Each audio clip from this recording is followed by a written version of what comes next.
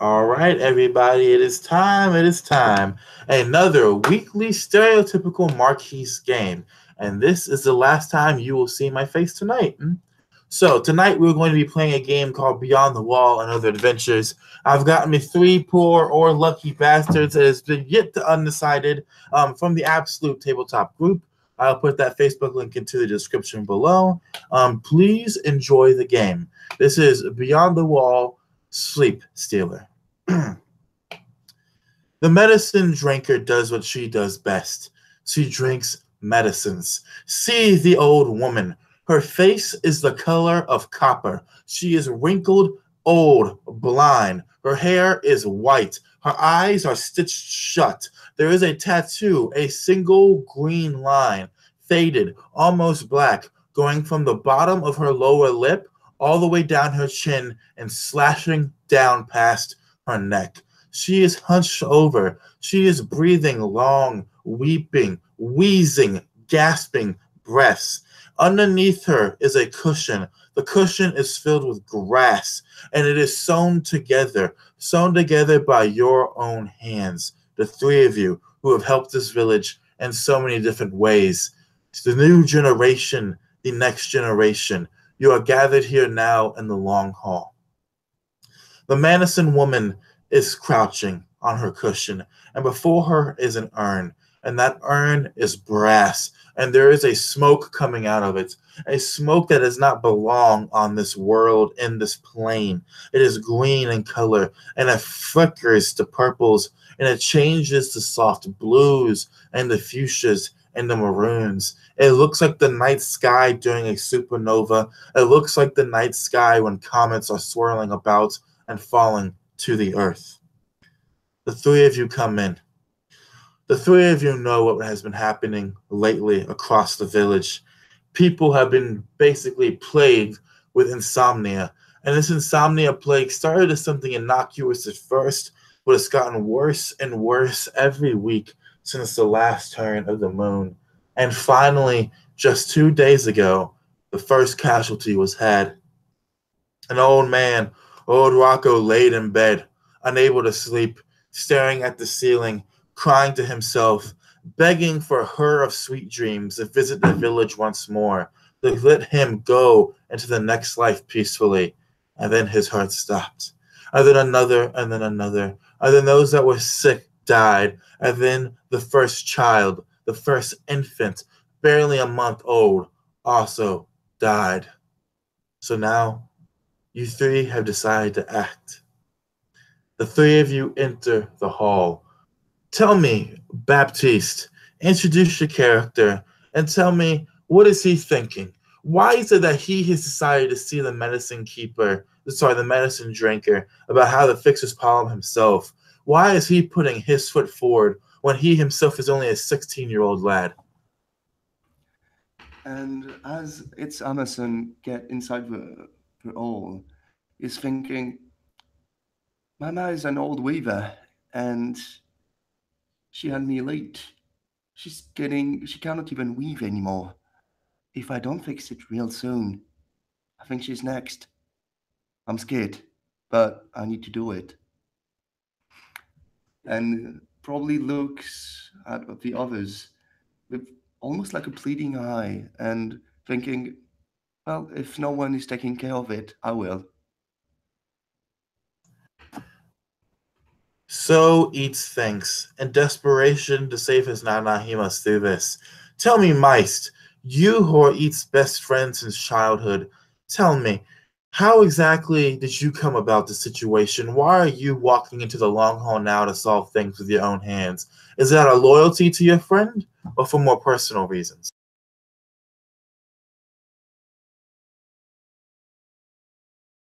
And you're muted, Caius, if you're saying anything. I am loyal, of course, to my dear friend. It's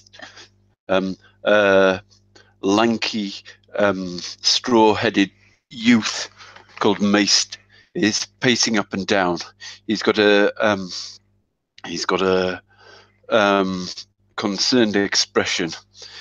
He knows that out of everybody in the village, it is the medicine drinker who is most in touch, who has the closest contact with the spirit world, with the Fae, who are influencing the sleep of the people, or so he believes. So he has seen, as he pulls the colours down on the weft and the weave of his weaving, he sees the influence of Fae, the strong threads of the Fae, trying to weave their influence on the village, and he's desperate to stop it, but he's too young. He has heard the stories of this medicine drinker before, and it's maybe in the babblings of this medicine drinker he can find a clue of what to do next.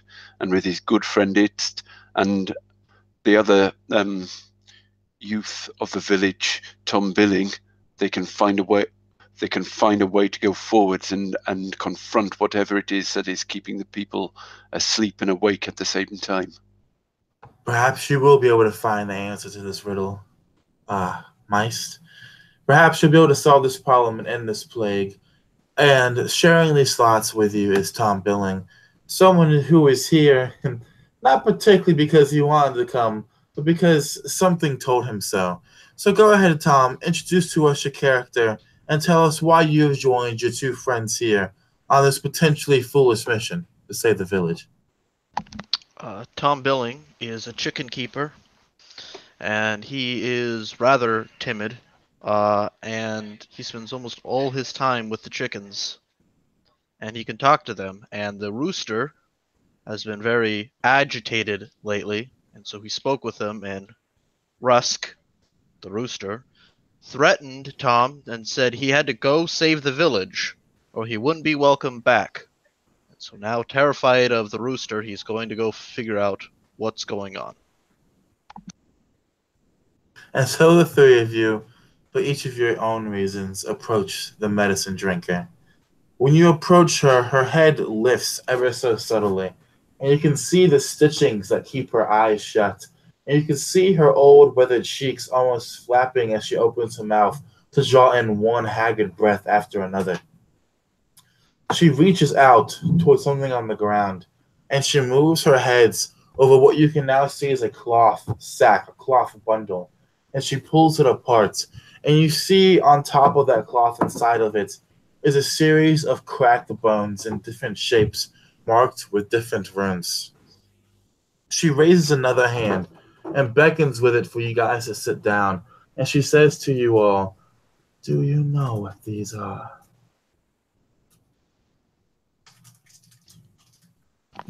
Bones? They look like bones. Yes, they are bones. Surely you, Meist, who have taught so well, knows more than that, yes?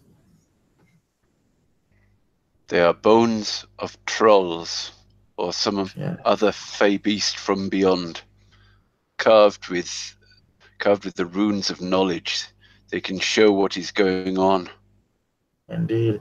Troll bones, goblin bones, fey bones of all sorts.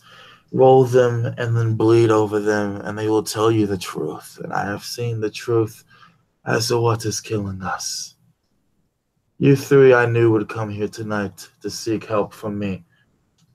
And the three of you confirm, yes, that you will do what is needed at the risk of your lives to save this village, do you not? I will. Yes, Eats, I know you will, for your nana demands it. And you, Meist, and you, Tom. My future is bound up with what is going on here. I need to resolve it, and I am no stranger to parts of trolls, to parts of goblins. I have my teeth that I bring down birds and other things. They never miss when I use my sling, when I fire with my sling a troll tooth. I am willing to spread my blood on the bones and see what you can see. And saying that, he steps forwards and with a sharp drawing a sharp tooth out of his sling pouch, he he cuts the palm of his hand and lets blood drop down onto the bones. As you do so, mice, please take 1 hit point of damage. The other two of you, do you also go to do this blood ritual, or do you just watch? It will do it. It will like take out his dagger and slip a little bit of like his hand and drop a little bit of blood on it. Right? And you, Tom? Tom is definitely going to hesitate, but if he feels pressured, he'll do it. All right. So, as the three of you basically cut your hands, ushered to do so by the medicine drinker, and you bleed over the bones, she leans forward and she begins to whisper something in a language not quite foreign, but not quite of your own either. And as she does so, she moves one wrinkled, gnarled hand, looking like a mass of tree roots with fingernails, over the bones, rolling them one by one as she does so. She then looks back up to the three of you. And she says to you, "You will drink from this potion that I have prepared. And when you drink from it, you will sleep, and you will dream, and you will fall from those dreams into a place between here and those nightmares. And there you will find what plagues this village. Do you consent?" And Hitz will not say anything, take the thing and start to drink, and look at the others and go, "See you on the other side."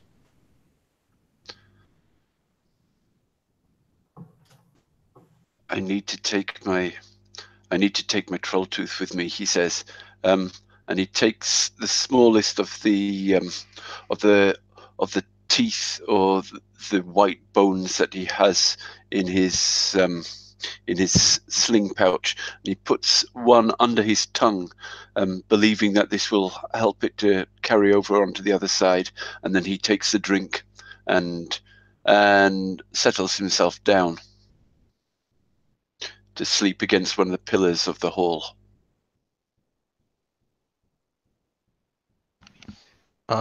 Tom nods sheepishly, takes it and drinks it, and then lays down.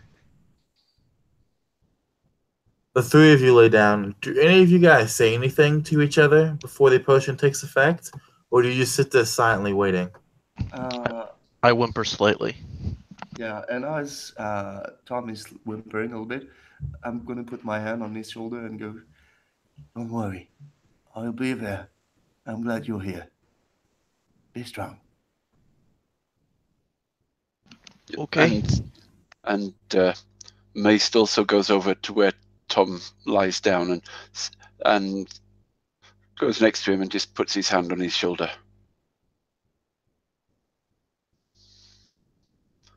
And you never realize when you fall to sleep. That's how it usually is, right? You're kind of just lying there in bed, your eyes closed, and next thing you know, you're either in a dream or you're in tomorrow. And that's basically what happens now. Only you feel when you go to sleep. You feel the switch flipping. Maybe because of the potion or whatever fey magic is over this village. You have that sensation. And it's odd and it's strange. You can't quite describe it, but everything is black and you can't move a muscle. And then there are colors, and then there are no more colors.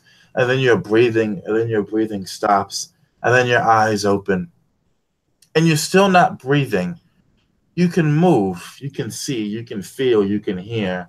But even when you try to breathe, it doesn't work. And you don't feel like you need to. As if the very act of breathing is anathema here. As if the memory built into your genetics, into your DNA, has been wiped out entirely like that. If you open your mouth to speak, you'll know that you can still speak, oddly enough. And when you look around, the three of you realize you're in a room. A room of 4 innately carved wooden walls of dark wood, a posh carpet, a flat ceiling, no doors, and a desk in the middle of it all, with an open book and a quill beside it. What do the three of you do? Mace he's been looking forward to this, to being on the other side, and he breathes deeply just to show that he's alive, even though he thinks that to demonstrate that he is a living thing in this world of Fae, and even if breathing is not necessary, he will continue to breathe to show that he is not a part of this world. But his eyes are drawn immediately down to the carpet on the floor. He has never seen a carpet of such mastery before, and he kneels down next to it, examining how the different threads have been pulled together, and whether there's trying to see the way it's been worked, and not only that, but the character of who's made it and why it's been made the way it is, what message they've tried to convey when making this little carpet, this rug. As you trace a finger over the carpet, you blink. And when you blink and look at the carpet, you feel as if every single molecule, every single piece of carpet itself individually is alive under your fingers, as if it's actually touching you and you're not touching it.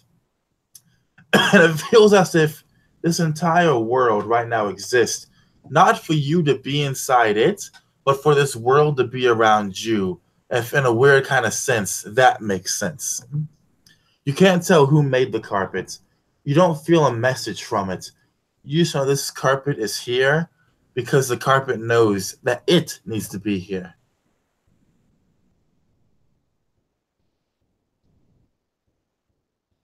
Then it's gonna approach the book. It's not really a good reader, but you can like slowly decipher if something is written on it. Yeah, as a watchman, Eats has never been like big into literature or stories unless they've been told by Mice himself.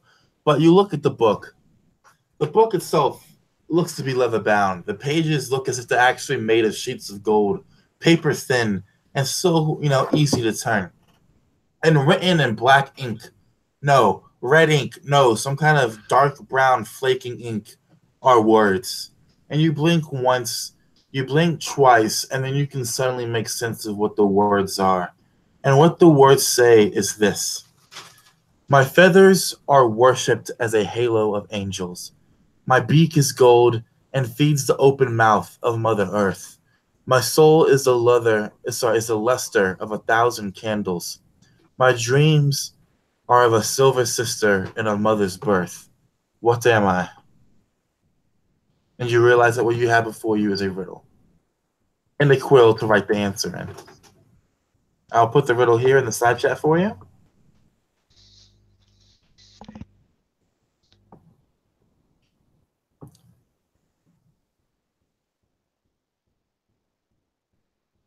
So, tell me what you guys do next.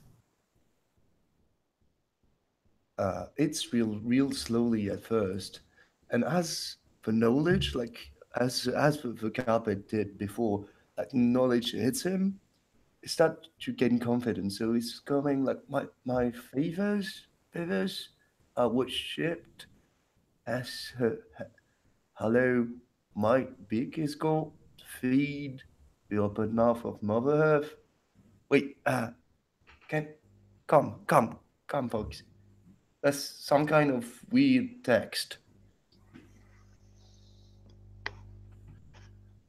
on this book. Can you read it too?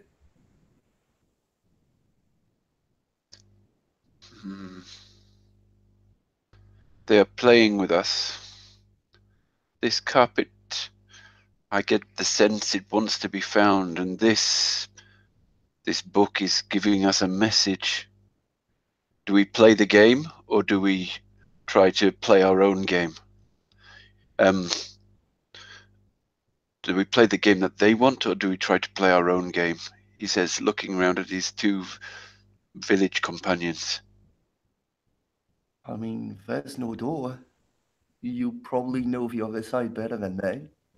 And it looks at Tom, and do you know anything? Chickens have golden beaks.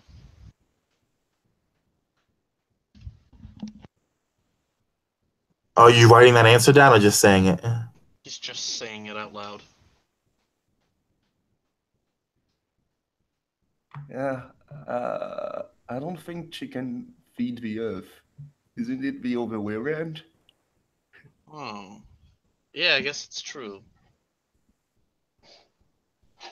Feathers aren't what halos are made out of, though, right? Aren't they made out of light? Yeah, I suppose so. Hmm. So, So far, Meist has only really been taken up. His attention has only been taken up by first the carpet and then the book. But as he's thinking over the words of the riddle, his eyes go around the room again. Sorry, can you describe the other things in the room? Yeah, it was very simple. It was 4 ornate walls of dark red wood, a very even ceiling, the carpet, the desk, the book, and then a quill beside the book. oh, and as you read the riddle once again, it snap his fingers and go, well, my nana told me that, I don't remember the story as a whole, but the Silver Sister was the moon in the story. She told me a long time ago. So, So, something that dreams about the moon? I mean, if it's dreams, it's supposed to be at night, right? Okay. That makes sense, yeah. Yeah, I'm following that. Okay. So, So it's something with feathers that are made out of light. And it's got a gold beak. And it dreams about the moon. I don't think it's a chicken anymore. nah. What is the open mouth of Mother Earth?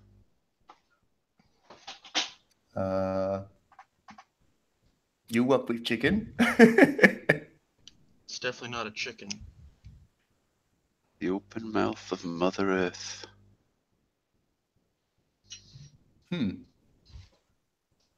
Well, Hunger. Well, Tom is going to pick up the quill. He's going to hesitantly write the word sun. Every single letter you write hurts, Tom. It hurts a lot. The quill is leaching blood from your veins. You can see the veins popping out of your skin, bulging, and the blood pulled out and used to write the word sun. Every letter, pain. You take 2 points of damage, and as you let go of the quill, perhaps out of anger, perhaps out of fear, perhaps out of shock, it falls down, and the book closes as well. You see that leather-bound cover, and it thrums, and it turns white, and the entirety of the room turns white as well, and then green. Everything is glowing, and these beams of light begin to expand outwards and turn into translucent butterflies, spiraling around the three of you. It is nonsense. It is not real. It is no logic that the world follows. It is the world of phase, of dreams, and of nightmares. And finally, the light subsides. The butterflies scatter, and you're standing on a sandy road, a road quite literally made out of sand. You look to your left and to your right, and there are great slopes going out to the horizon beside the road. And if you look into the distance at the horizon, you see mirages. What have to be mirages? Because they're there for a moment shaking, and then they disappear. And you look at another one. It's there for a moment shaking. It's like a city is gone. A fist is gone. A person is gone. And small threads are left behind it. You have the road. You have the dunes. What do you guys do?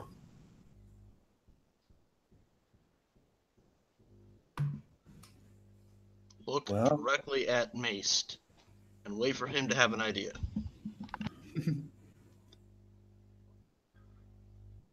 Mace, first of all, looks down at his tired leather boots that are going through on the toes, and there's a little flap sound as he walks because the sole of his left boot is coming away a bit. But sometimes between the sole and the sort of body of his boot, little bits of grass, little bits of weeds are trapped in the real world, and he hopes that one of the threads from the carpet that they saw back in the room has got trapped in his disrepaired boot, and he looks very carefully through it to see if there's any trace. Make me a we're gonna say make me a wisdom. Yeah, we'll say wisdom. Make me a wisdom check, Caius. So roll under your wisdom score or add it. Okay. I get a 13. My wisdom is no. I don't manage it. So when you look at your boot, you actually do see one of the threads of that hallucinatory phantasmagoric carpet, and you touch it and you pull it out. And as you pull it out, it gets longer and longer and longer, and then it turns to sand, and it joins the particles of sand that make up the road you're standing on.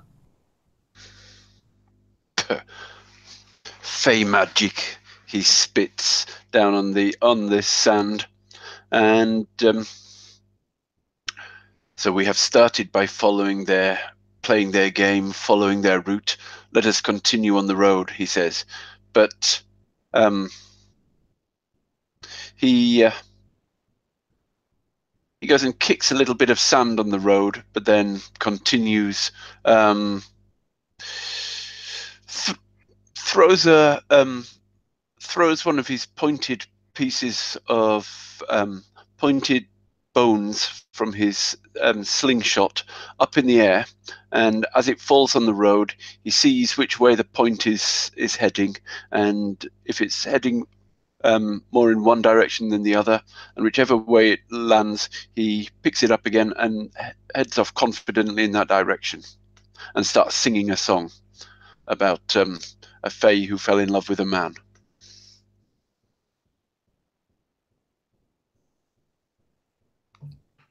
Well, he's supposed to be a fate weaver, so let's follow him. All right. Tom is going to pick up some of the sand and have it run through his fingers onto the ground. When you pick up the sand, it doesn't feel like sand. I don't think Tom's ever held mercury in his hands, has he? I don't think he would even know what that is. Exactly. So when you pick up the sand, what is Tom's reaction as it slips through? It feels like a liquid cold metal in his hand, just chilling him to the bone and just kind of pulling outwards before turning into sand again. He definitely screams. I like it. Mace whips round to see what's going on. Yeah, same. Like what? What? Are you hurt? He falls down, and then he realizes he's on the sand. He tries to get away from the sand, and he says, "There's something wrong with the sand. It's not sand." Well, we are on the other side. Like even the book was weird. Calm down. Well, A talent for tricks is the gift of the pixies. The hag reads your future, and Satyr leads dance. A dryad will charm you, but their pastries won't harm you. But quite what they will do, they leave up to chance. Be careful here. That doesn't even make any sense. And I wrote in the book, and it hurt, and now the sand is made out of not sand? I don't like this place. I want to go home. We need to find out what is keeping our village awake. People are dying. Maybe if we play their game for a while and and invite them to play our own, maybe we can find some way out of this. Tom, you solved the riddle for me. You did. You Grab were my hand. clever. I will be your anchor. I will protect you. I will stay by you. But I think we still need you on this. Oh, God. It's not like I have anywhere else to go. And Thank you. Itz is right. You were clever. Your answer was the right one, and you saw through it. Well done. So do you grab my hand? Yeah, he grabs your hand, and he's shaking, and his hands are clammy because was just sweating. I'm right next to you. Let's move. Tom nods and follows you. So you guys travel down the Sandman's Lane. The further you go, the weirder the mirages become and the more lifelike. They get closer and closer. They no longer look like distant echoes of cities or the basic reflection of an oasis.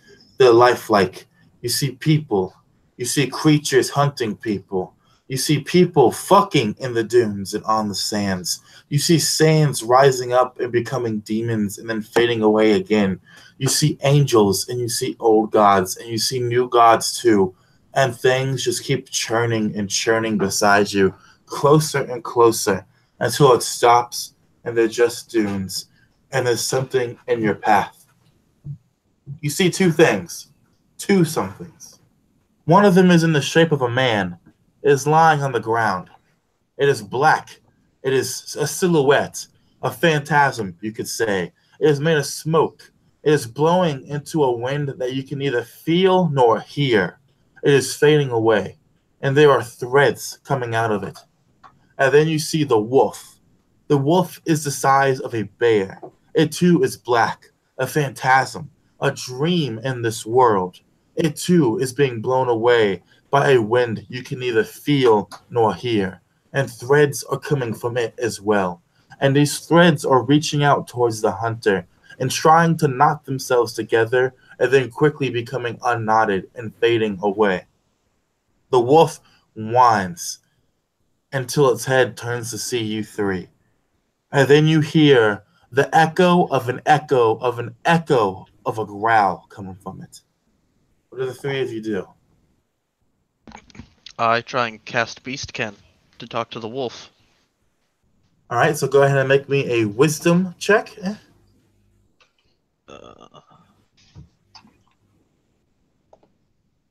Nailed it. I got 7, and my wisdom is 16. So. Perfect. What do you say to the wolf? I ask him if he is hurting and to not kill me.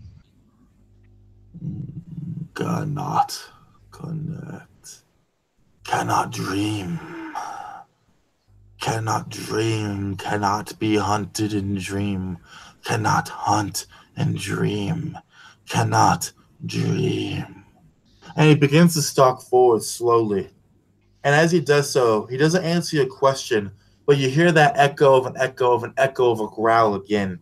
And you specifically, Tom, feel an agitation? No. An anger? No. The hairs on the back of your neck stand, Tom. And you feel as if that damned rooster's about to tear out your throat. I flinch away and I say, "We're here to fix that, so you can dream again."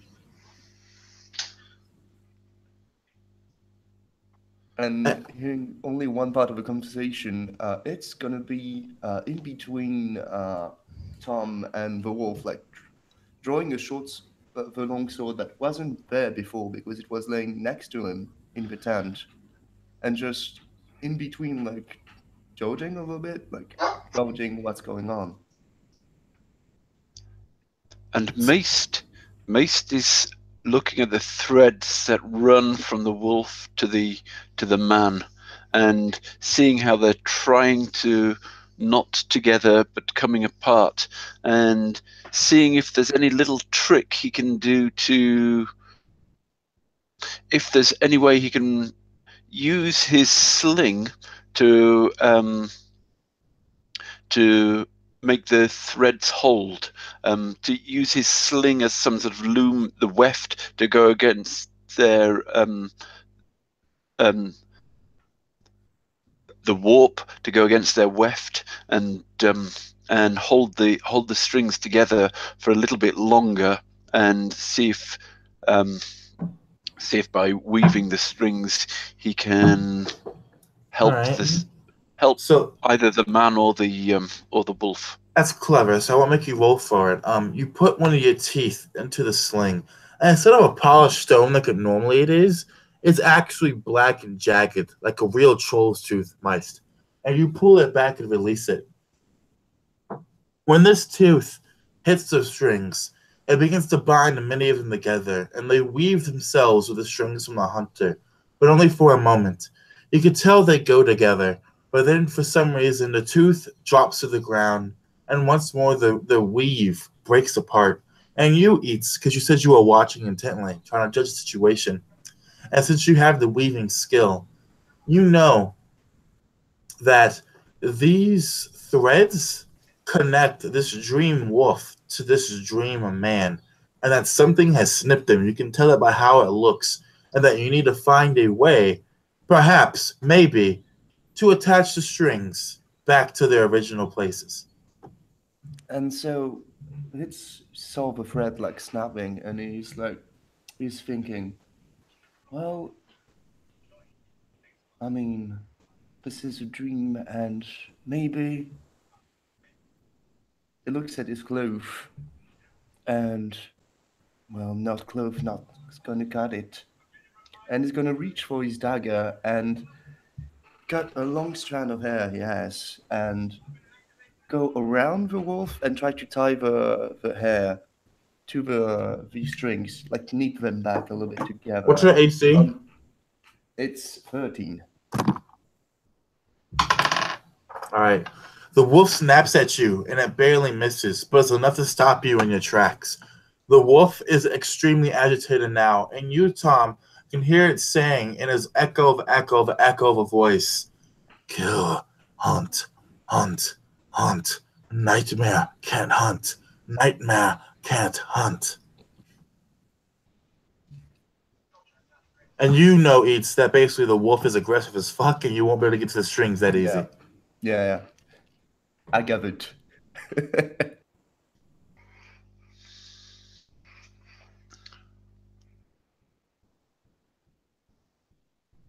And it's is going to say, "Nice. You see the strings? We need to put them back together. You know, as I do, how to weave. But I do. journey to you, I know how to fight."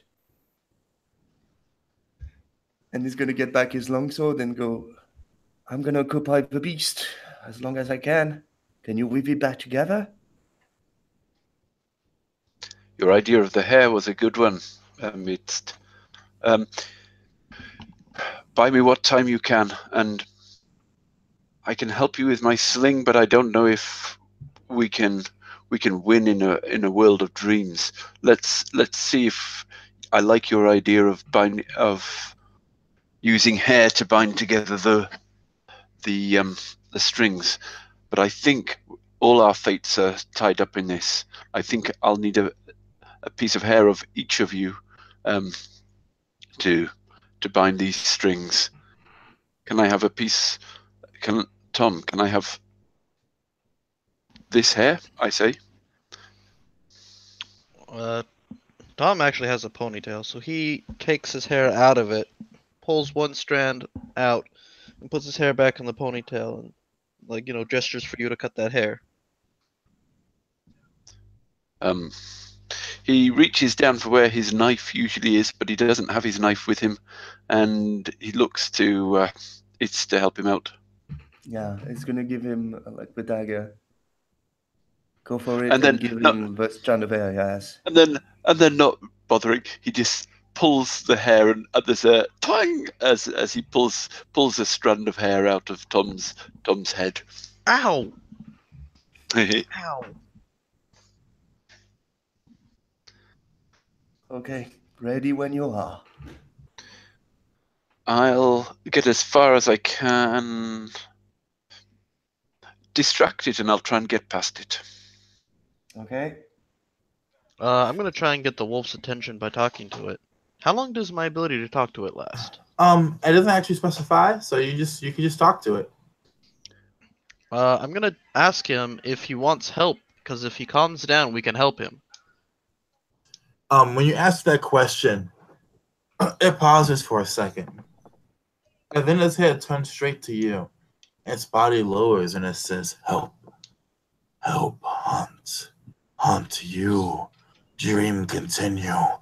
And you realize that instead of knowing what you're saying about the hair, it wants your help in a different way.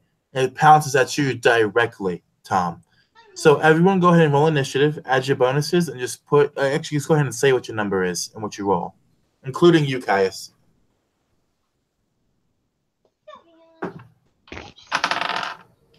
Ooh. I got 4, and I don't think I have a modifier. All right. And what'd you get, Caius?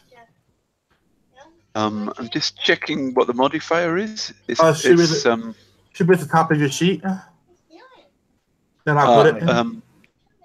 It's not there. No. Okay. Since you're a rogue, it's +2. Okay. And do I roll a D? Which dice do I roll? D20. Yep, D20. D20. Yep. Okay. I get an 8-10. 8-10? All right. So I'm typing out the initial order right now. It's the Wolf, or Dream Wolf, Baptiste, Meist. It is fast. And then, I got 21. You just almost beat it. Yeah, and I got 19 plus 1. Tom. I had a 19 plus 2 is what I had. All right. So that's the order. So the wolf blitzes past you, Baptiste. Eats. As it does so, you feel a wind blow past you. You don't have the opportunity to take an attack against this thing. And then the smoke surrounds you entirely, Tom. Tom, you blink and you're standing in the woods. It's night. You look up and you see a moon, a sickle of a moon, a harvest moon, gold in color. You hear howling and you turn, Tom, and you see 2 eyes glittering in the darkness. And then the wolf begins to chase you. An actual wolf, a gray wolf, giant, too big to be any normal creature. What do, Tom? Do you run from it? Do you stay and fight? Oh, I definitely don't stay and fight. I'm in a forest. I go climb a tree.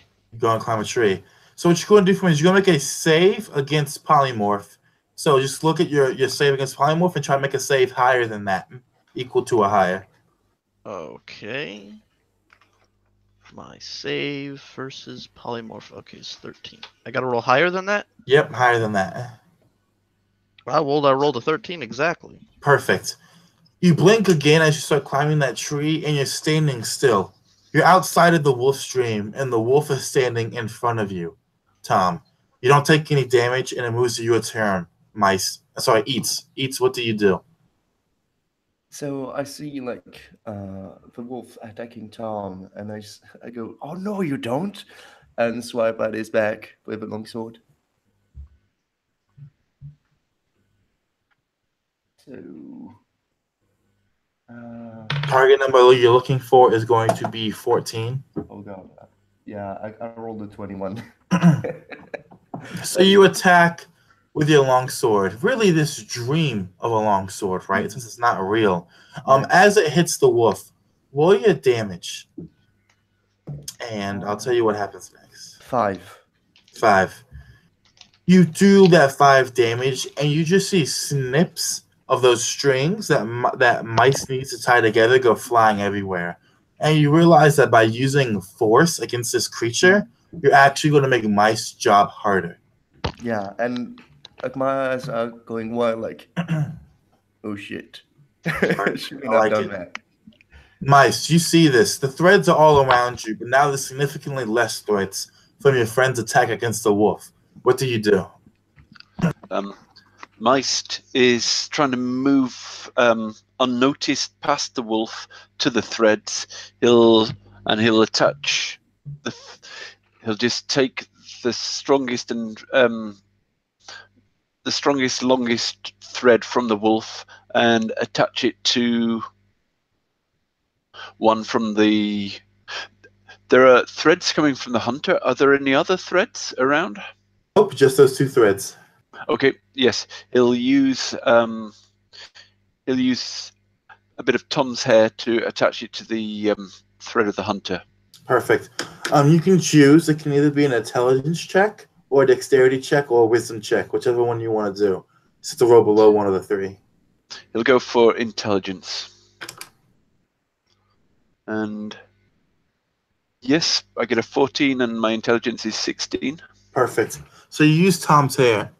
And as you do so, you see just a whole bunch of threads begin to coalesce knots and retie themselves together to the hunter.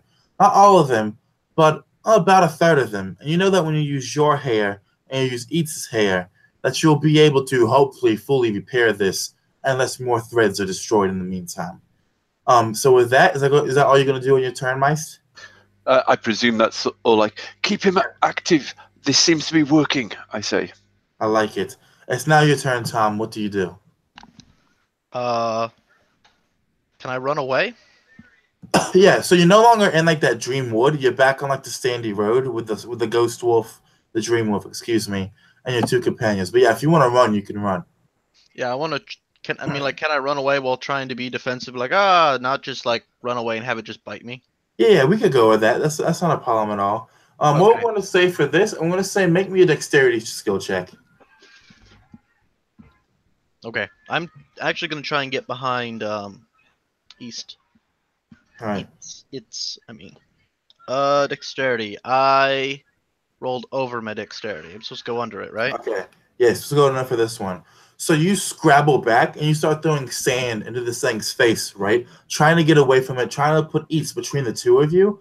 But the wolf just moves unlike any living creature.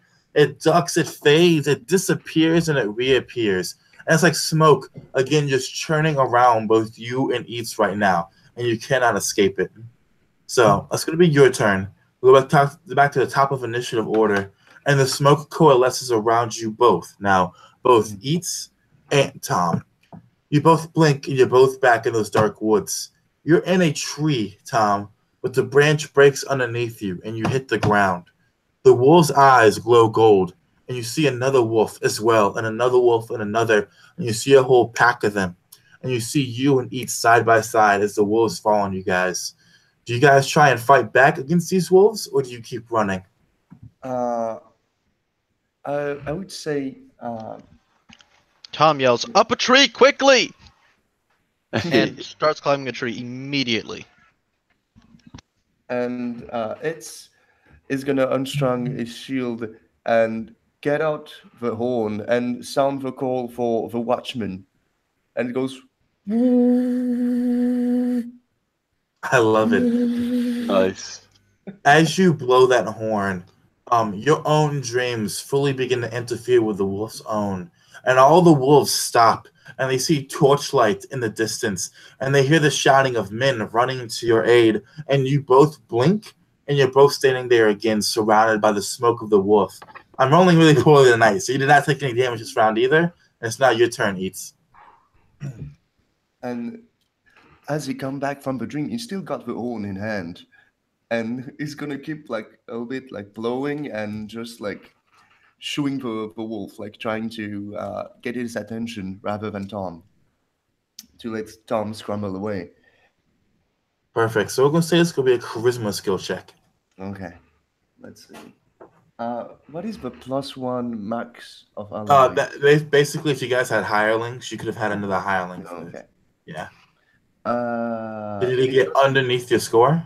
Yeah, that's a 14. I needed a 13. Okay. As you try and intimidate this wolf, the wolf steps back and it howls this unearthly howl as if 100,000 wolves were all howling at once. And the sound just fills your skull. And you yourself actually howl as well, Eats. And you blink, and if you could see it, your eyes are gold and your pupils are elongated. It's now your turn, Meist. What are you doing? Meist takes a second strand of hair that he took from it and attaches. He basically attaches two threads again, but now he's getting nervous. There are more wolves around. He can hear hunting, so he flips himself. If there's a low branch, he goes and he goes and flips his legs over the branch, so he's off the forest floor, and he's working upside down, furiously trying to attach the the strings. I love it. So go ahead and make your roll. It's going to be intelligence again. And as you're doing this, it's really strange, Meist, because 1 second you're in the wolf stream, the next second you're back on the Sandman's sandy road, right?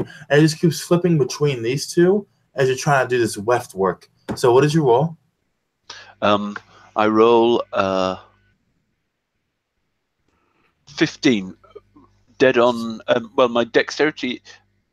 I'm presuming because I'm working on upside down, I was going to use dexterity rather than intelligence for this one. So, but it's just dead on my dexterity. Is that good enough? Yep, that's good enough. As long as it's even under, it works. So you get the next knot attached, and you just see all these other threads begin to combine to themselves as well. Tom, it is now your turn. What do you do? We just need a few more moments, I say. Okay, so I see that it's starting to turn into a wolf, or he's just got eyes of a wolf. It's just the eyes of a wolf. Okay, well, regardless, I'm gonna shake him a little bit, because I feel like if I shake him, he won't turn into a wolf, and if I don't shake him, he will. So I go over to him and I just shake him. And I try and like get him to look in my eyes, like shake him out of whatever's happening. When you do this, make a save against your polymorph for me. Do I need to roll over, right? Yeah. I failed by 1 again. So Wait, I was actually going to ask, does this count as blessing him? Yeah, you could use bless. So I'd say that basically you get +2 to your roll. Does that +2 help you, Eats? Yeah, I pass it with a +2. All right, perfect. You blink, Eats, and you shake your head. You stop howling, and you have normal eyes once again. Yeah. Do you say anything to your friend? Like, at first, he looks at him with growling a little bit and go, "I'm busy right now." And then goes like, "Wait, no, that's not right. Do not need to be angry at Tom or, like, friends." And just, like, focus back on the wolf. Perfect. I like it. As you focus back on the wolf, both of you two, all 3 of you, because the wolf wants to hunt more now. And in its mind, there's more and more wolves. So the smoke explodes outwards. So all 3 of you, please make me a save against polymorph and just tell me if you pass or fail it. Failed. Damn it, Jim. You get over or under? Over on this one. Oh, Yeah, you need to go 20. over? I failed too. So only Meist passes? All right. So this time, you guys do not run away from the wolves in time when you make it into its stream. Both Eats and Tom, the wolves savage you. They bite you and it hurts, and you feel the blood, and you feel a fear that's not your own. And you begin to scream. But you're not screaming with your voices. You're screaming the voice of a hunter in the woods. A hunter you may or may not know from your village, as you're currently living his nightmare and the wolf's dream. Both of you take 3 points of damage. And Eats, it's now your turn, and you're unable to leave the Wolfwood at this time, the Wolfwood dream. You're surrounded by wolves. What do you do?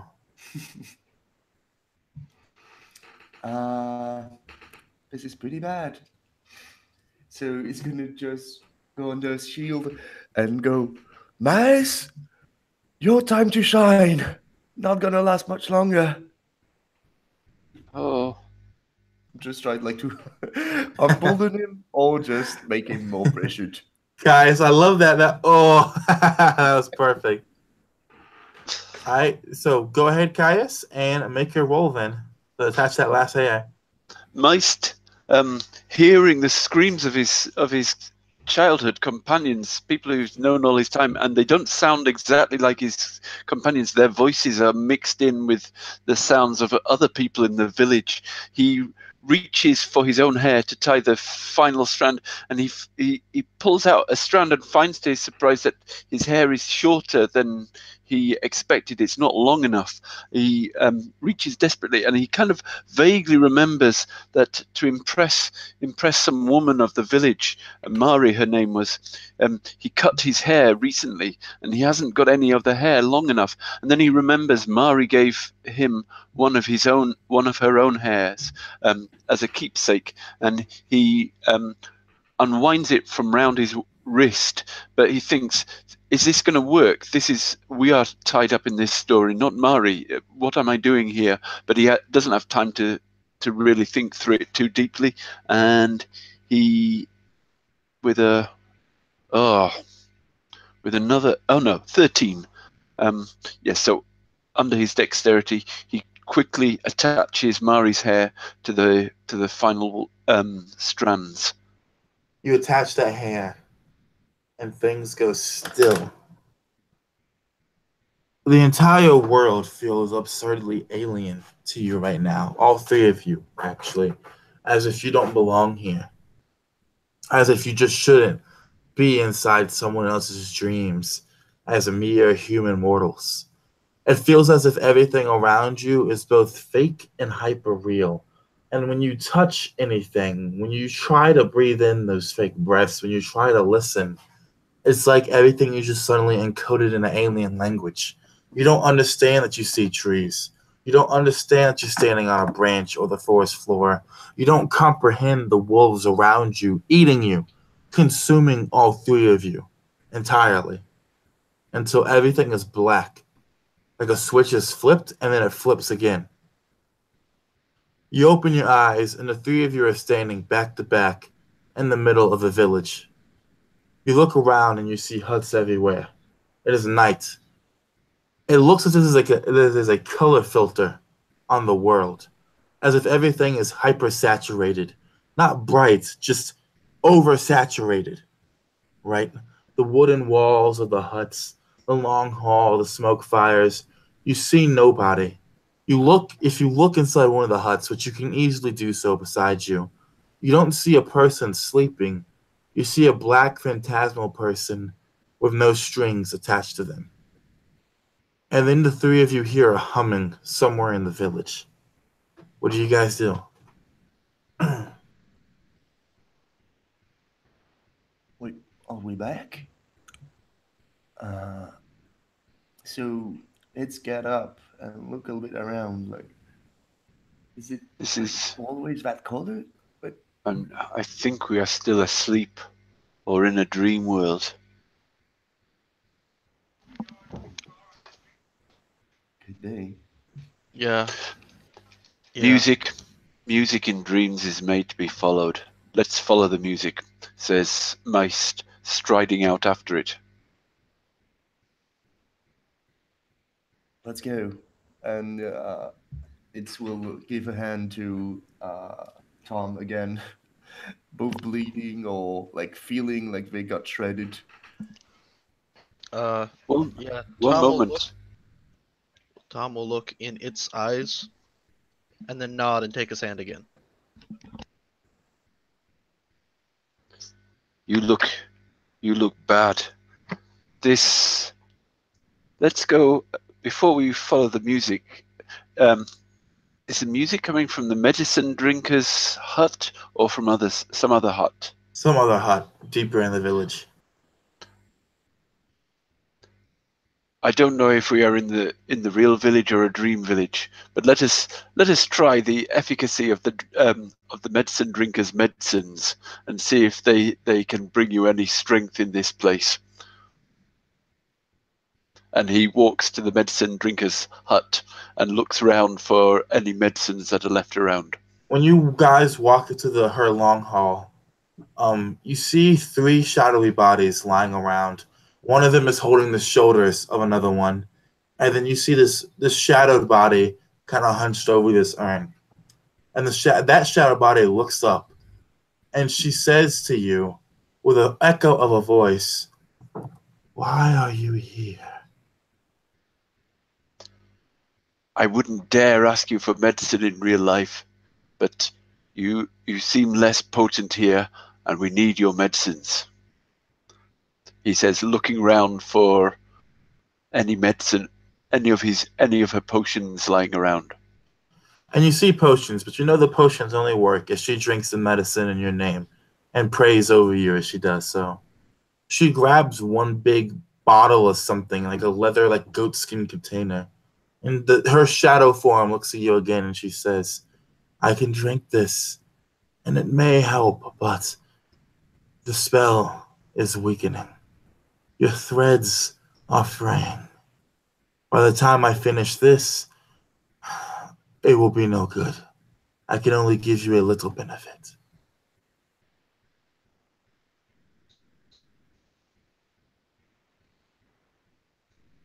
With that, she drinks deep of this goat skin container. And anyone who's taken a point of damage, you guys regain 1 hit point as she goes and begins praying over the container, having drained it completely. So, what do you guys do next? As you said, let's follow the music. And by the way, I may look bad, but not as bad as your face.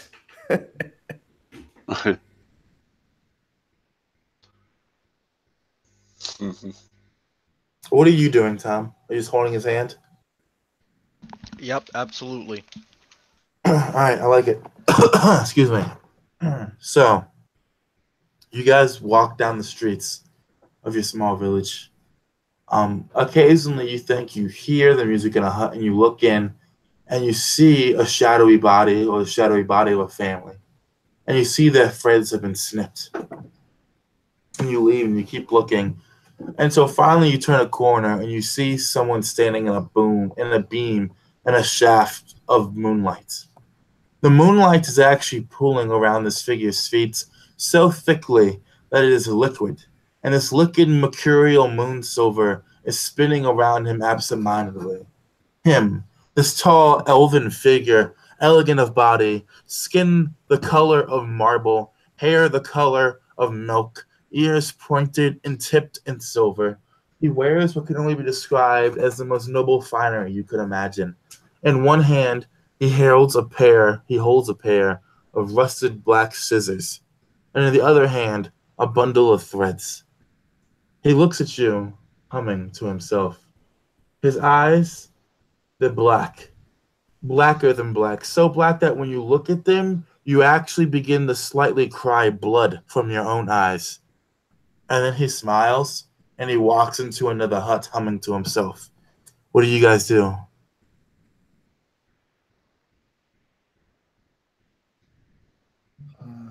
Guess we found the goose. Well, He's the bad guy. You can tell just by looking at him. He's the one causing the problem. He's cutting things with those scissors. You have to get the scissors. And Tom will like push it a little bit. You have to get the scissors. yeah. I don't think I can. Like, it's from this place. This place is strange. Do you think I can fight him? Don't like my chances. Well, if you don't, then everyone in the village will die. And as he says that, I get the sword out again. There goes nothing. And I walk towards the tent. What are you doing, Meist? Meist is moving up parallel to it, sort of flanking him, but keeping to the shadows, trying to move up unseen towards the same house that the elf moved into the fey figure, and he's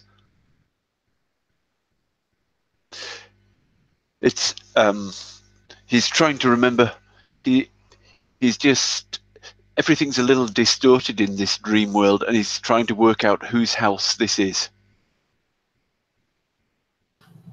This house, as you get closer and you're thinking to yourself, the saturated colors throwing you off, you think and you think, Meist. And here's what we're going to do. Tom, you're going to give me a name. You each are going to give me a profession. And you, Meist, are going to tell me if it's a family or a single person. So, Tom, if you would, a name.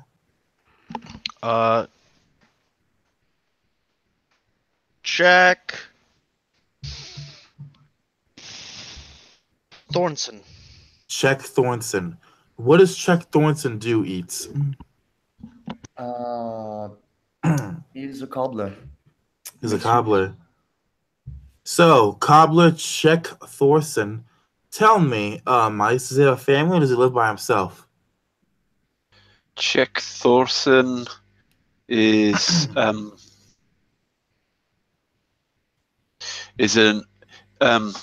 old widower. His wife has died. I love it. You look in there, Eats, and you see the shadowy old form of Czech Thorson lying down in bed. A phantasm, of course. And you see this elven moonlight figure who's literally just leaving footprints of moon silver behind him, just quickly snipping across everything, across the threads. So it is gonna try to aim for like the scissors. Like as soon as it gets the scissors up, try to knock it from his hand. All right, so we're gonna do a contested check here. So make an attack roll for me. That's a nat 20 plus 3. 23. Nice. You hit the scissors, and they go spiraling from this figure's hand, and they go off into the darkness, somewhere deeper into the hut. Even though the hut goes no deeper than this. Mhm. And he stops humming, and he looks at his hand, and he looks to you, and he freezes. And when he looks at you with that angular alien face with pitch black almond eyes, what emotion wells up in the dream form of you, Eats? What do you feel? What do you think? At first it's like this is strange. Like he's beautiful, and as I start to bleed like tears of blood, afraid. Like I mean, I just knocked it and pointing a sword at something that shouldn't be. He rises to his. Go ahead. Shaking, like hand shaking, like maybe I love it. have that. He rises to his full height, a full head taller than you, and he just looks down on you, and you begin to wither underneath him. Make a spell save for me. And what are the other two of you guys doing? Seeing it being attacked, he'll loose his troll stone at the elf. Make an attack roll. Just look at what is it? Roll under or Attack roll is just a d20, and then add your attack bonus, which I think is a +1 for you. okay.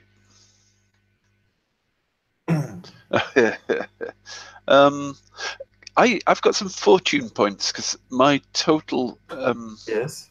You have 5 fortune points. You can spend one if you would like to re-roll something. Yes, because I just rolled a total of a 4, so I'll re-roll that and see if I can do any better than that in my dream. Go ahead.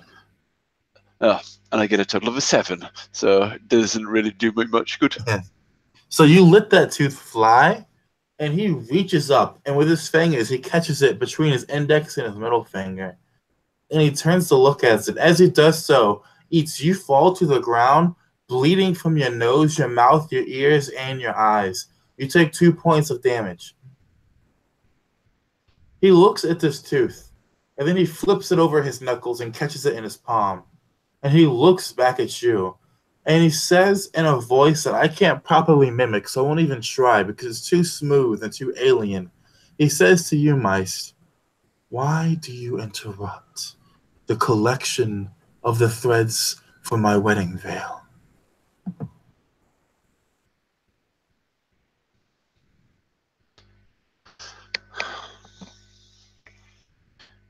Because this is my village, and you are harming my friends. Your wedding means nothing to me. It means everything to all of you. The Fae who lets you people sleep, the woman who I love, will not let you sleep any longer until she marries me. That is the oath we have.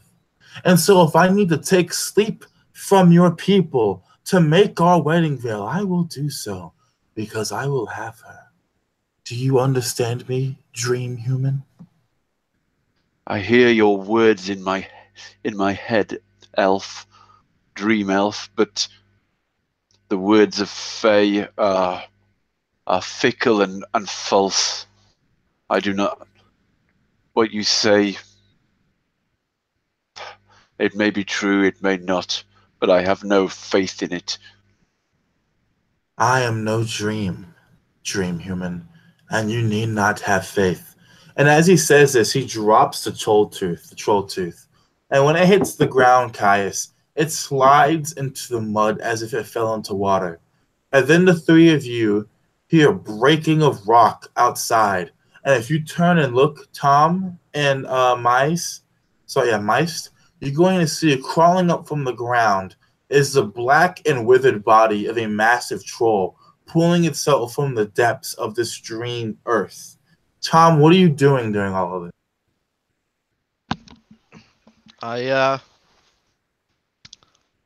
I kneel down, put my hands up to the sky, and I cast Beastkin, but not really.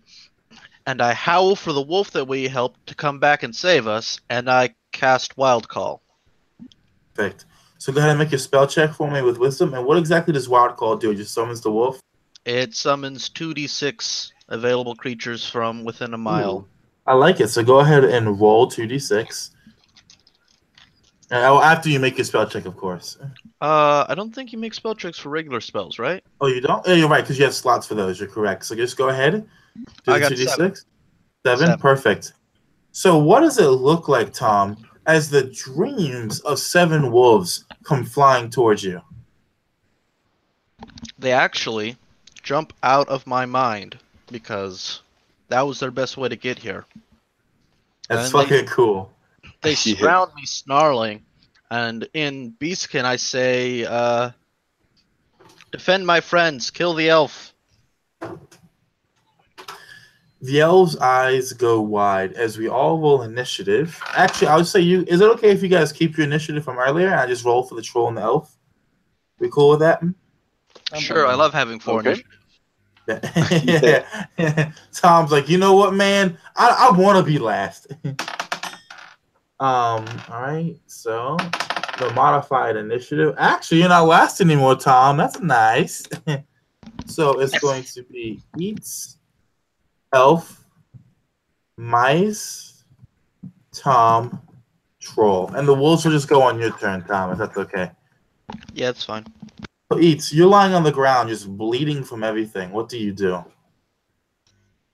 So I cough a little bit, and so he talked about he's waiting. What is it, like crown, reef or something? And I want to look like he got a basket or something with a dream thread in it. Yeah, he just held. Actually, I also has a basket. That's kind of cool. So yeah, he's like a basket in his hand, just full of dream. And do I think it's enough to make a weave of it? Yeah, you could certainly do so. You could do something with it. Okay, so do I roll something or can I guess? You need to get the basket away from him first. So if you want to try that, just tell me how you want to do it first. Well, like it's gonna go up and, contrary to belief, is gonna ask nicely, "Can I see the basket? I was a weaver for a long time. I know to weave things. Maybe you have enough." Mice, you watch this, and you know that elves and fae love to make pacts. Were you going to say something, Tom? Oh, no. Mm-mm. Oh, okay, I thought you were. And the elf just smiles, a creepy smile that goes beyond his eyes, literally connects from ear to ear. And he says, I will do this if you do one thing for me, dream human. And Mice, do you react at all when he says this? Do you try and like shout for Eats to stop, or what? No, I trust my friend East. I'll see what he does next, but I'm watching carefully to see what happens. So he asks you this question, and the wolves are like prowling, they're like growling and everything, waiting to leap onto the elf. So Eats, what do you say when he tells you he wants to make a bargain?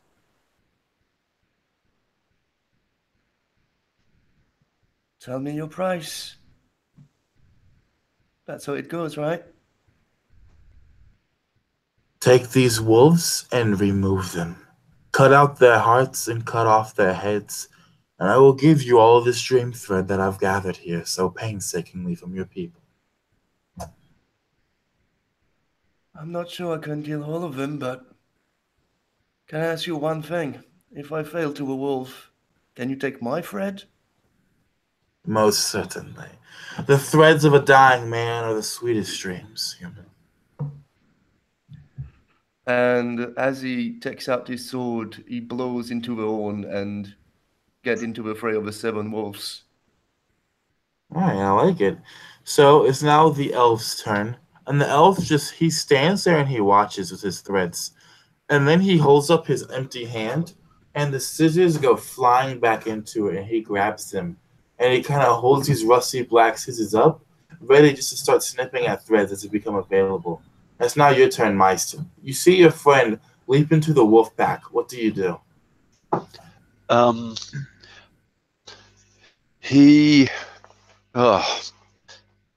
Now that the elf is distracted by this fight and his attention is on the fight, Mice looks at the threads that are coming off the different people and sees if he can see.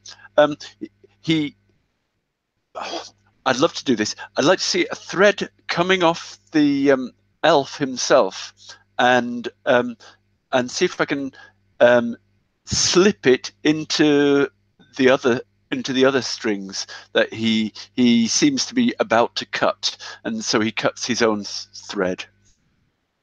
So before we go through with that, Mice, just so you know, it doesn't look like he's going to cut thread yet until Eats dies, which could be a while. So yeah. So do you want to keep going with that, or try something else? Do I see a thread coming off him? He's not really a dream himself, but we can say that he does have threads for one reason or another. Or for some reason, I just I'll try and a thread that is coming from a wolf that it is sort of heading down.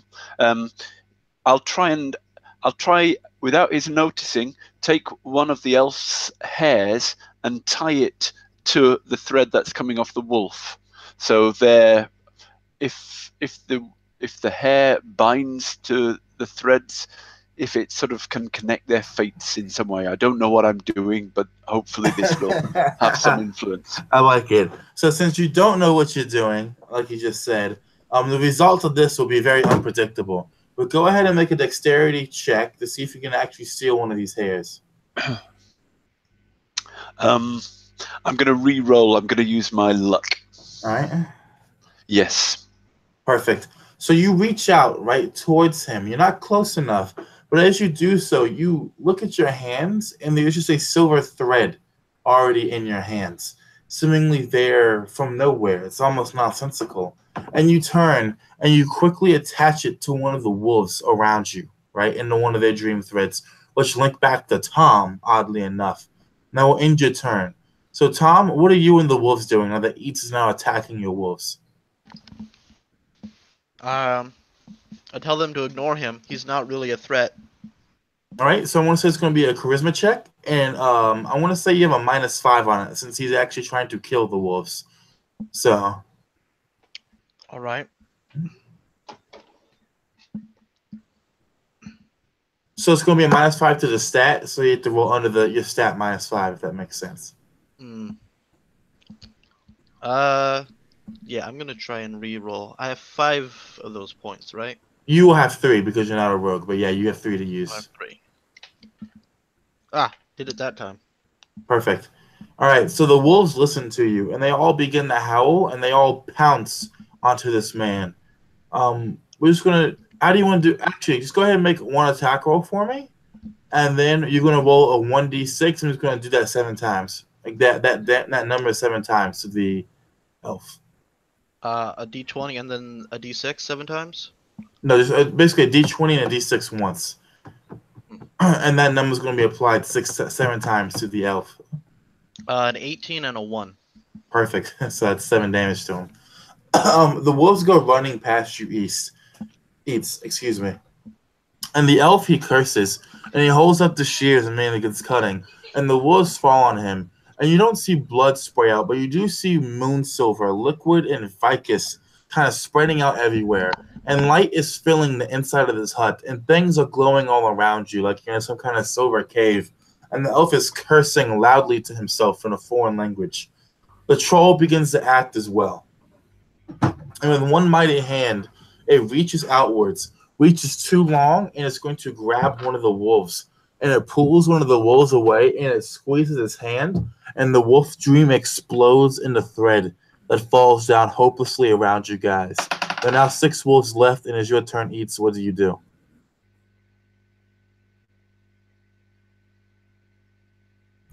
He's torn a little bit, but he's probably gonna follow up and still go for the wolves.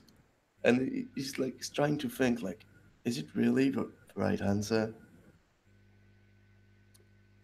I like it. So just go ahead and make me an attack roll. Yeah. AC you're going to be looking for, just a flat 12 on this one. And that's in 7. So yeah, I guess he's shaking and not really believing he's doing it. Yeah, you're shaking, you're confused. You don't want to fight against your friends. You don't want to fight for this elf, but you do want to get these threads back before it's too late. Yeah. So, with that being said, it's now the elf's turn, and he mutters a word. And make me a save against spells, Tom.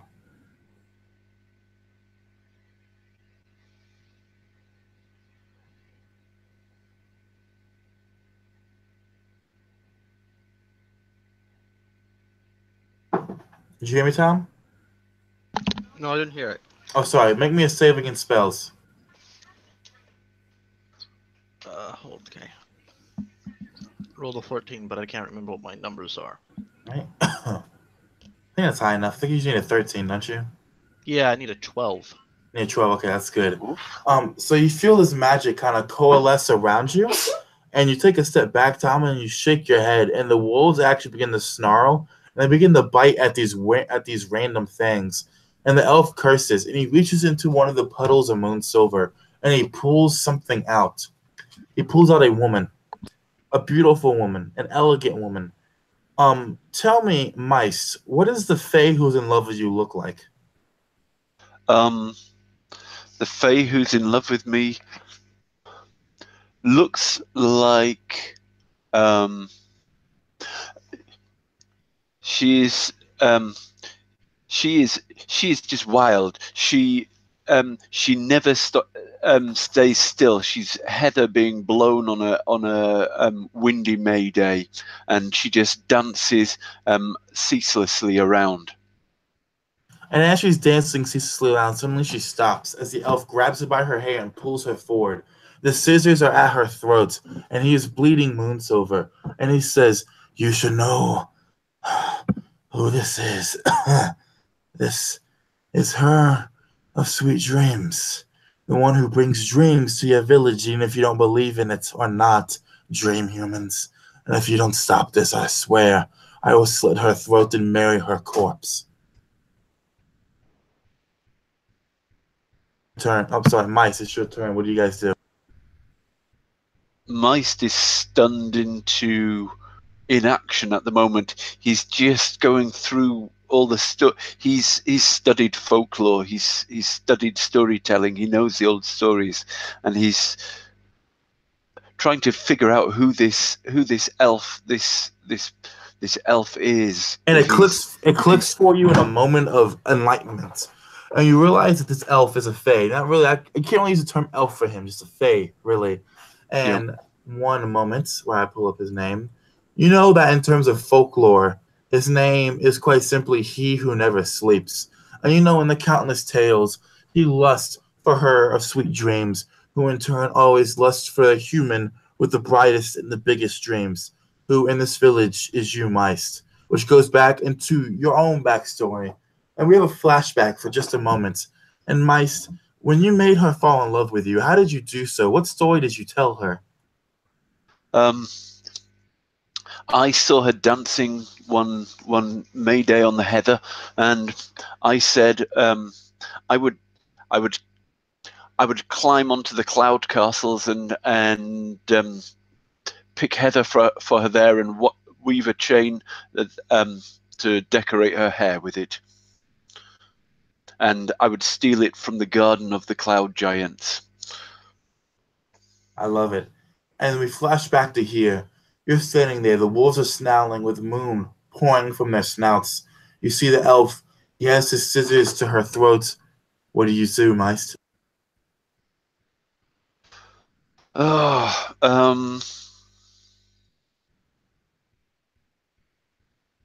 I take, I reach down and take a piece of heather from behind my ear, and throw it to the woman. But I don't know really what else. I'm struggling to think of what else to do at the moment. I'm still stunned at her sudden arrival. Perfect. You throw out the hair, and as it kind of drifts through the air, Tom, it's your turn. Tom, you can see the shock on your friend's face. You know that your other friend Eats is trying to kill your wolves. The other one's paralyzed at the sight of this woman. And then you see the actual elf himself, and his hand is shaking, and then he continues. The elf says, before you take your turn, Tom, he says, and if that's not enough, if you kill me, these scissors will snip every thread of every woman here. No matter how old she is, whether she's born children or not. If you kill me and you kill her, you kill every other person, every other female in this village. Is that what you want, Dreams? Is that what you want? And Tom, what do you do on your turn? Looking as pitiful as he always looks, he walks up to the man pleadingly and then tries to take the scissors as quick as he can. It's a bluff. Dude, I like it. Do a dexterity check. Oh, no. After all, over or under my dexterity, right? Correct. Hey, I did it! Perfect. You reach forward. You go to take the scissors. He's shaking, staring at you. As you do so, and the scissors come from your hand, you feel the moon silver that coats them. Go ahead and make me a save against polymorph. Okay. I got a 12. What is my polymorph? Polymorph is 13, so I didn't make it. All right. You see the liquid moon silver begin to spread across your body rapidly. First it's covering your hand, and then your forearm, and then your entire arm. You don't know what's going on, and neither do you, Eats, as it's now your turn. I also don't care. I'm going to try and grab the scissors anyways. Yeah, you had the scissors in your hand. It's just okay. the moon silver is coming from those and pulling around you.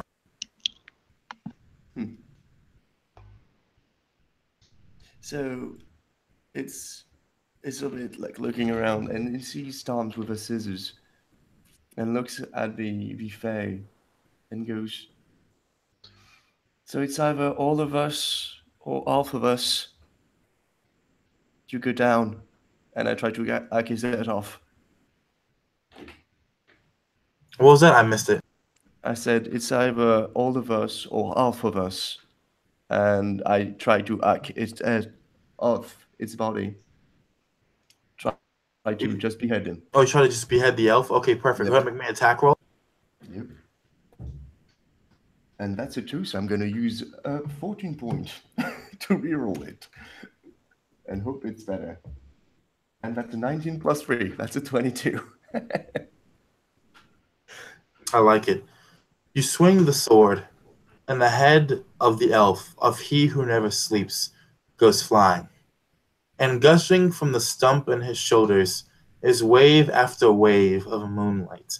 Liquid moonlight that hits the top of the hut and then goes through it, and the moonlight itself begins to coalesce and burn around everything. As it does so, the scissors fully overtake you completely, Tom. Make me one more save against polymorph. You hear that, Tom? Yeah. I failed again. You failed. Tom, you go to take a step back, and then you're gone, surrounded by nothing but that liquid moon silver.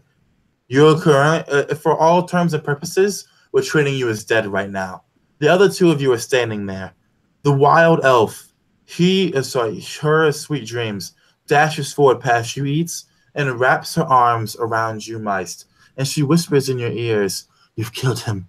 You've killed him. You've killed my fiancé. You've killed my engaged." And she kisses you once on the forehead, Meist, and she says, "Stay here and drown with me." And Meist, what do you say? And I promise you don't want the heather from the cloud giant? If you stay here with me and if you drown with me, we can both go and get it ourselves. I look over to east, and I look at the sort of shadows of my village, and then I look back to this of the girl of happy dreams, and I'm happy to drown with her. And the troll reaches for both of you, and it grabs you both in their hands, Meist, both you and her, sweet dreams. And as it does so, Meist, she looks at you and she says, "Utter it. The name I told you, the true name. Say it now." And what is her true name, Meist?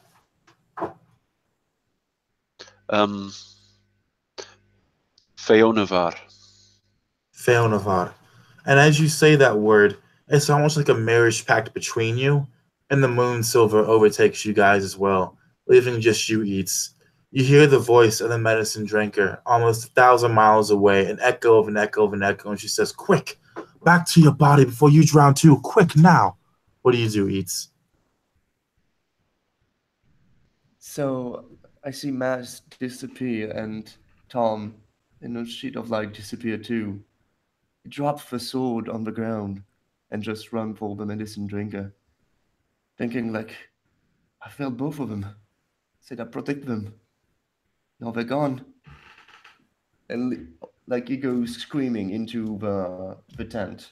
And as you go running, the camera's looking at you and over your shoulder, and you just see this viscous moon silver going everywhere, going from hut to hut, going into the skies, into the forest, into the ground.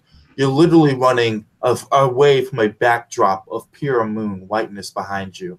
You run to the hut. You run towards your body. You touch your body. Your eyes open up, and you leave the dream. You stir for a second. You take in a deep, real breath. Everything is the real colors around you, and you hear sobbing. And you look up, and you see the medicine drinker herself is sobbing, having stopped her prayers. And you wonder to yourself why, when that's when you realize that the hand that you have on Tom's shoulder is a hand going cold, for Tom is a corpse. And you look at Eats, and he too is a corpse. The next day comes, Eats. People can sleep again, people who haven't been able to sleep in weeks. Whatever happened in that dream world, it worked. And then the camera shifts, and we see a rooster, or the dream of a rooster moving around. And the rooster is sitting there in a nest, a floating nest made of gold. And by that nest is a figure made of silver, a figure with a ponytail made of moon, a figure that once used to be Tom, though he now has elven ears and black eyes and a pair of black scissors in his hand. And he tends to the dreams of these chickens. The chicken keeper never quite escapes his duty, no matter what spiritual self he takes on. And then the camera moves forward, and in the clouds far up above, we see two figures dancing throughout the skies. And go ahead, Caius, and add your detail. And occasionally, you never see down in the village, you never see this, but occasionally a moonbeam or some sunlight comes down through this through the clouds and strikes when it's his weave. I love it. It's beautiful. That is incorporated in the tapestries and weavings that it produces from now on in the future, and his weaving becomes valuable and valued amongst the villages around it. Perfect. I love it, Caius. So then, Marquis returns, and that is the end of our stereotypical weekly Marquis game. A little bit of a short one this time. The fairy tale of the sleep stealer. Want to play with some fairy tale stuff there, kind of, in terms of the narrative. So starting with you, Tom, a.k.a. Alexander, Alex, tell me any thoughts you had about the game. Did you enjoy it? All that stuff. Yeah, I enjoyed it. That was pretty cool. I actually really liked the riddle, which we joked about before the game, and then yeah, just the whole thing. It was all very. I could see it, I could visualize it. I really liked it. It Good was stuff. I like it. And yeah, Alex has a award for figuring out riddles. He's about to show it to the camera real quick. Yeah, I got Wow. So I didn't know this before I started the game. So the fact that he liked my riddle puts a little bit of pride in my heart. I won't lie, boosts my ego a little bit. So thank you very much, Alex. All right, and you, Baptiste, what did you think about the game? You enjoy it? Yeah, I really enjoyed it. Like good chemistry between the characters. Even like moment of tension. Well, when we are going like, oh, wait, what do we do? And yeah, really cool. Like for the riddle, it was quite cool. I solved it almost like instantly, and I was like, let's run with it a little bit because it is not probably gonna figure it out. Yeah, Not I by like that. I himself. like that. Yeah, probably not. Good character there. And finally, you, Caius, my old friend. Thoughts about the game, if you would. I'd love to say that I figured out the riddle the moment it came out, but I had no idea until until Alex said what it was. So good on you two guys, and I really enjoy, as always, Marquis, fantastic storytelling and really atmospheric. Love your, I love the way you tell stories. Thank you, Caius. Thank you very much. I love the way you roleplay. You bring a lot to the world that I don't even think of. So with that being said, once again, I'm the Stereotypical Marquis. It's been another quick 2-hour or so game, just under 2 hours. Thank you guys for those who did watch and those who will watch this. And if you want to play one of these games, just go to AppTab and join the events. And we run a game with 3 players every week, 3 different players. New games, new settings, new kinds of crazy stuff from that. So thank you. Peace out.